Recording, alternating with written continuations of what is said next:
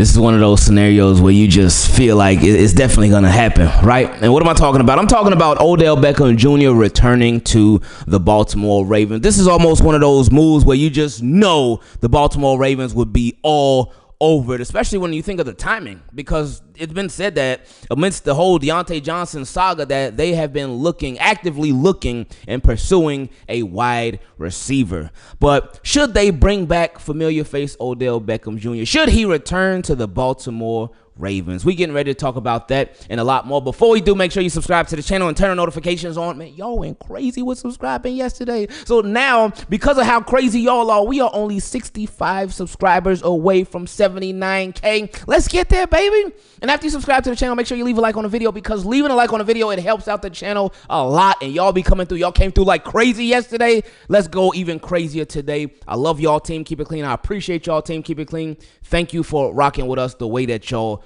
do. So, Odell Beckham Jr., he's somebody that rocked with the Baltimore Ravens heavy last year.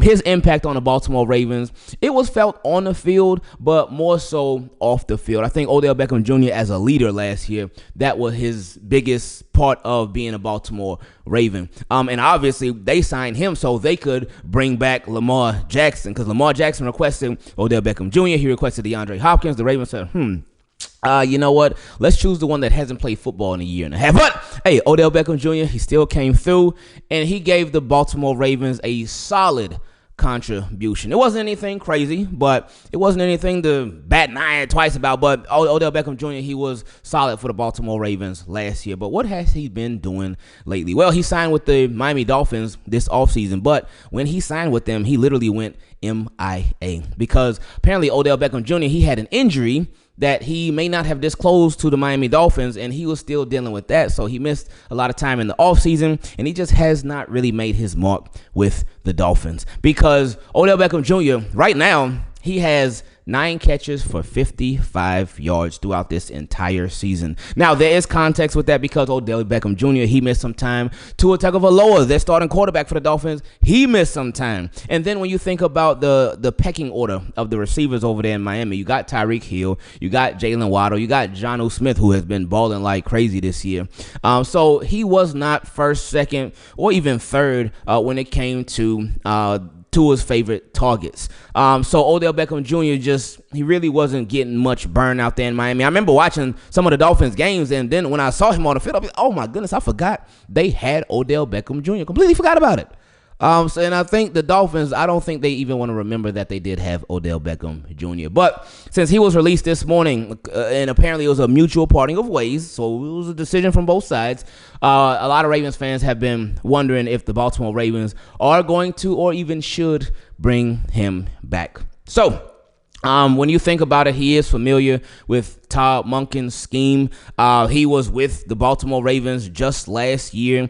He was with Todd Monken over there when he was with Cleveland. So he knows all about Todd Monken's offense. So it will be an easy transition for him.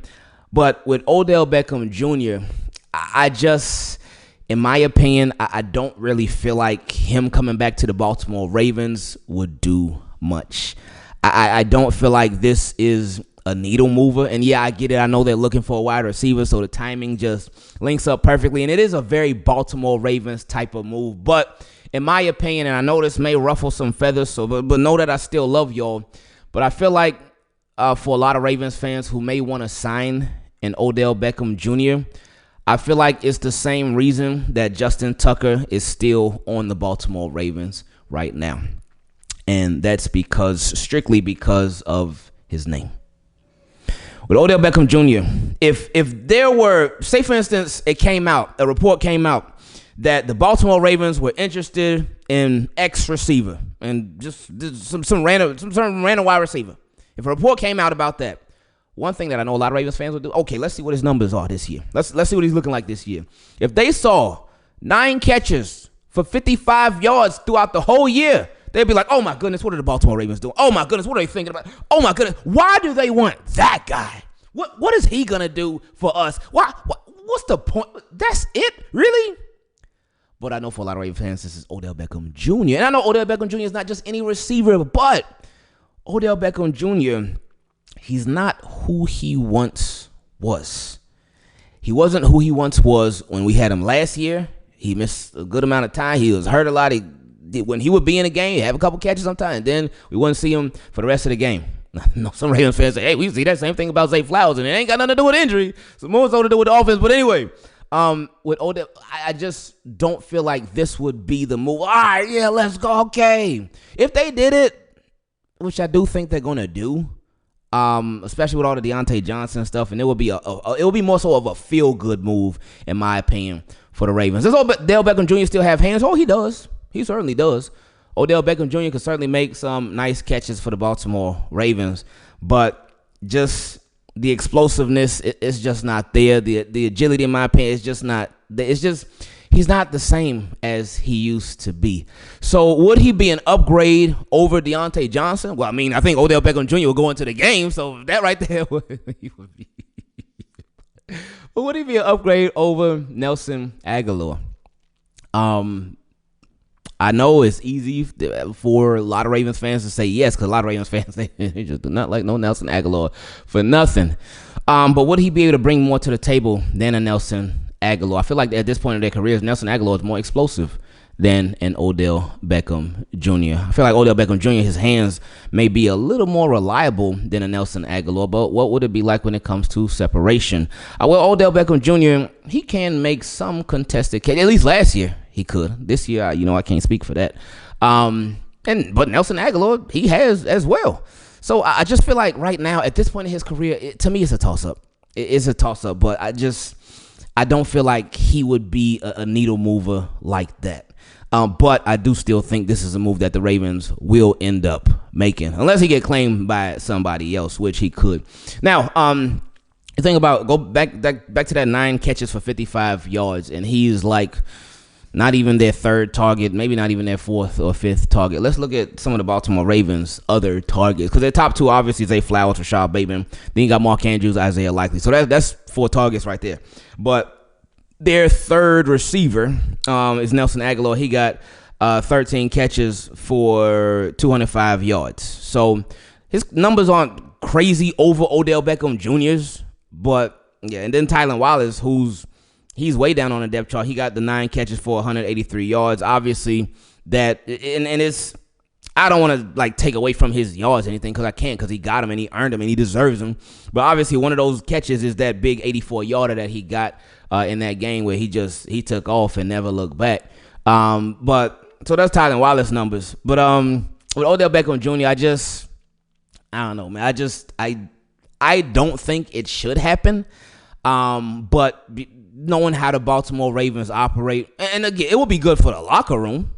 But as far as on the field impact, I wouldn't be the biggest fan of this one. If it happens, of course, I'm going to support it and hope that it works itself out. But I just don't feel like this is it would be a big difference maker. So now we reach my favorite part of these videos, where we get to feature your questions. If you would like to take part in it, you can send an email to teamkeepitclean@gmail.com. For the Team Keep It Clean patrons, and shout out to y'all. Shout out to the channel members as well. Appreciate all of y'all. But for the patrons, you can send your question directly in a DM on Patreon. If you would like to join it, you can go to patreon.com/Ingravenvids. Or if you want to send your question in a more unique way, you can send it to our P.O. Box. The address is down below in the description, as are a lot of other ways if you want to support the channel. Let's get into these questions, because you know what everybody had to ask first. First question came from my guy Zlager. He said, Grand Rising, my friend, I just wanted to see what you think about dropping Diontae Johnson and picking up Odell Beckham Jr. again, or just leave Johnson on the bench, make him pay for refusing to get in the game. Now, with that part, they already made him pay. They suspended him for this week. So I'm like 99% sure when you're suspended, you would be suspended without pay. So they already made him pay, because he won't be playing. And even if he's suspended with pay, he's still paying for it, because this does not help his reputation at all. And this also takes away from any possibility that he could make an impact in his Giants game, because he just simply is not playing. So it's already impacting him a lot. So they've certainly made him pay. But should they drop Diontae Johnson and pick up Odell Beckham Jr.? I mean, Odell Beckham Jr., he don't be falling. He don't be slipping too much. So, but no, I would just really hope that it worked out with Diontae Johnson. I really would, but we'll see. I'm just not sure how the Baltimore Ravens are going to handle Diontae Johnson after the suspension is over. So we'll see. But again, I do really think that this could be a move that the Ravens, they really look into heavy when it comes to Odell Beckham Jr. because they loved him. And I mean, we loved him. We loved this vibe. We loved this energy with the Ravens.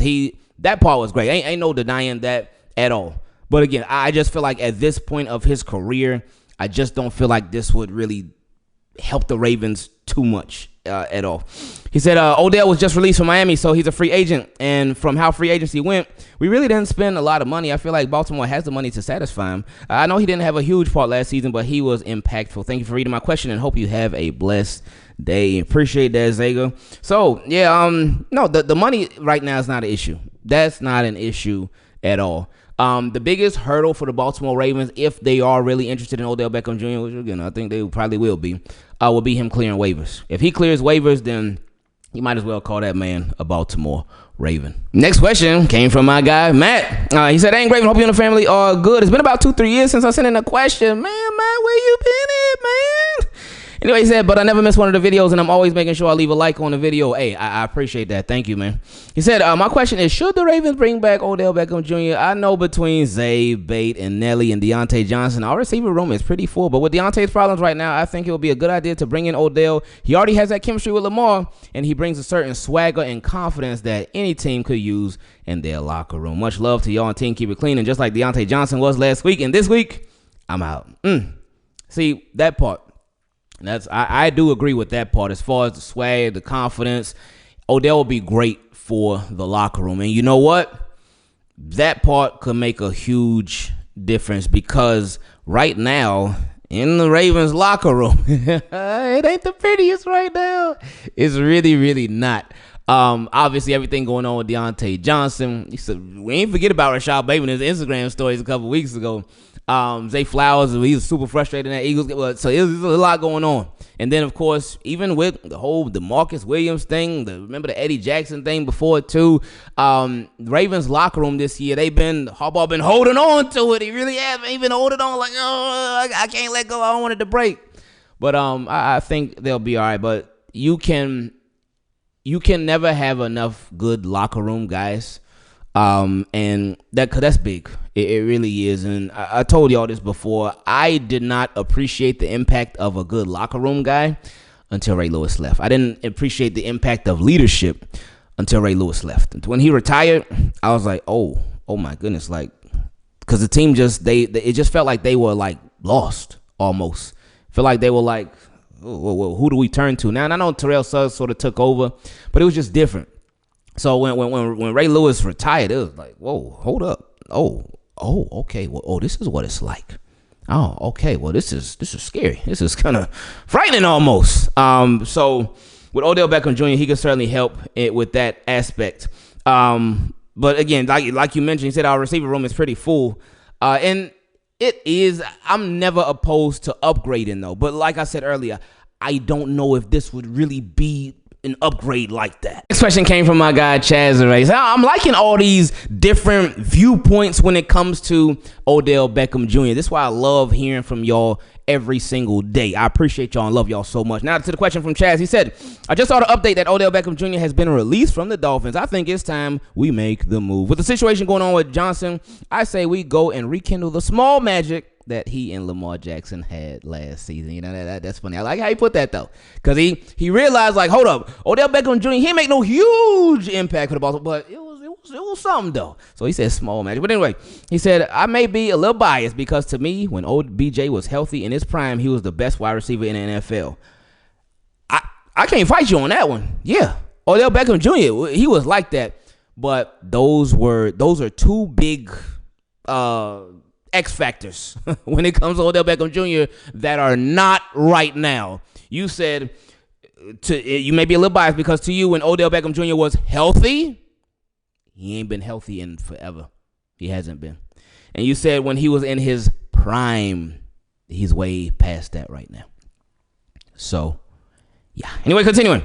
He said, but what if we mended the situation with Diontae Johnson and got Odell Beckham Jr.? Now you have my wide receiver depth and help for Lamar Jackson. Ooh, see, I like how you think.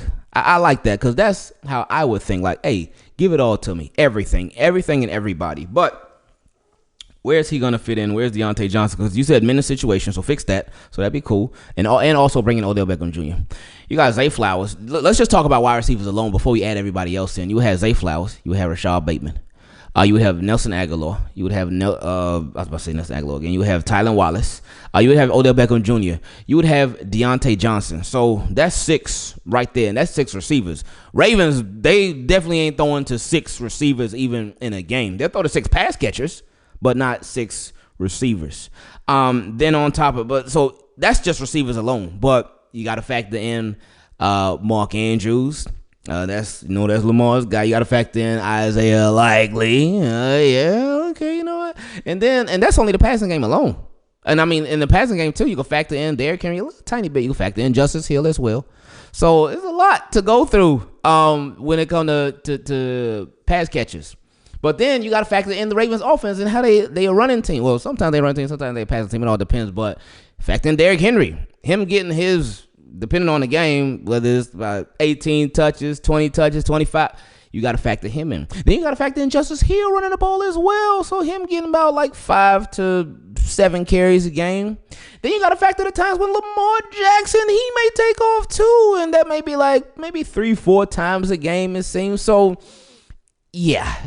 Everybody ain't going to be happy, especially pass catchers and whatnot, because everybody ain't going to be like, oh, yeah, I'm a team player, and I don't care. It's about the next guy. Oh, I don't care. It's about the next. No, wide receivers want to get involved. They want to get the ball. They want to make their plays. They want to catch passes. So, I mean, Diontae, like, if you mend that with him, oh, boy, you got it. You can mend it with just about anybody. But because from everything that we done heard about Diontae Johnson from his past, like, woo, okay, all right now, buddy.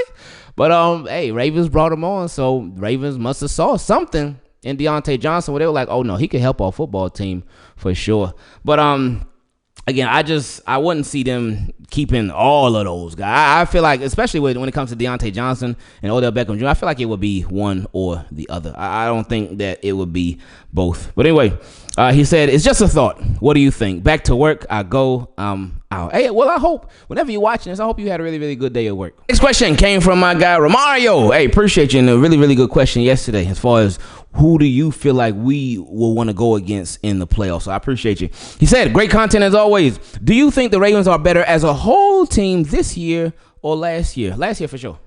Last year for sure, without a doubt in my mind. On offense, on defense, because last year the defense, they were balling out of control. They were doing their thing last year. They were like really like that. But then on offense, like we started off a little bit slow. We started off a little bit shaky, but as the season went along, the offense just started going crazy. They were crazy and they were consistent. They were really putting up numbers. They were really scoring points. They were really doing their thing, and they had the defense to back them too. So, yeah, I would definitely say last year for sure, without a doubt. Next question came from my guy, Ryan. He said, what's up, my brother? Love your content as always, but I had a couple of questions and responses to your YouTube video on Lamar dropping a bombshell. Okay, all right, let's go with it, baby. He said the question is, who does Lamar make things easier on? Yes, he makes amazing plays, but he does push the envelope too much. There's a big difference in a difficult, successful play versus an easy, successful play. There are many times that Lamar seems to make plays harder than what they have to be. We have a pretty large sample size. We also have plenty of talent based on Lamar's own admission. Yes, there are a lot of moving parts that contribute to wins and losses. However, I cannot, with good conscience, say that Lamar maximizes his opportunities in the moment.